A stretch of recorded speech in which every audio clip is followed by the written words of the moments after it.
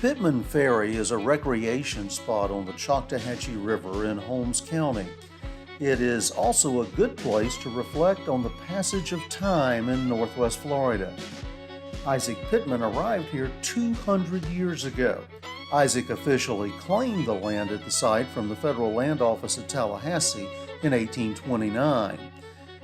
Pittman Ferry became a well-known crossing place on the Choctawhatchee River by 1835.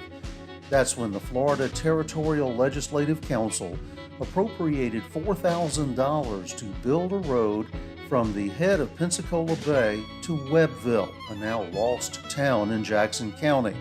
The road crossed the Choctawhatchee at Pittman Ferry. Just 2 years later, in 1837, the site became an important military camp during the Seminole War. A large group of Creek Indians crossed from Alabama into Northwest Florida after the bloody Battle of Hobbs Bridge and Pea River. Colonel Levin Brown was ordered to march against them with a force of state militia, the equivalent of today's National Guard. He assembled his men at Campbellton in Jackson County and started west in May 1837. Having procured a small supply, I took up my line of march on the 11th instant for Pittman's Ferry on the Choctawhatchee River, where I was reported to by Mr. R.B. Turner, and was happy to receive him as quartermaster under me.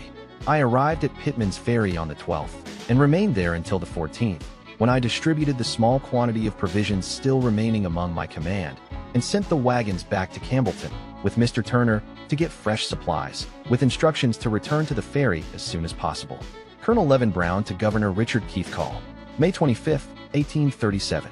The available records are silent on whether Brown and his men built a fort or stockade at Pittman Ferry. They used it as a supply base for their campaign into Walton County and camped there for 7 days while scouting the surrounding area. Pittman Ferry continued as a crossing and landing on the Choctawhatchee for many years. In addition to the ferry, paddle wheel steamboats stopped at the landing to transfer cargo and passengers. The Choctawhatchee was routinely navigated as far upstream as Geneva, Alabama. The ferry briefly served as the county seat of Holmes County between the removal of the courthouse from Cerro Gordo and its reestablishment in Westville.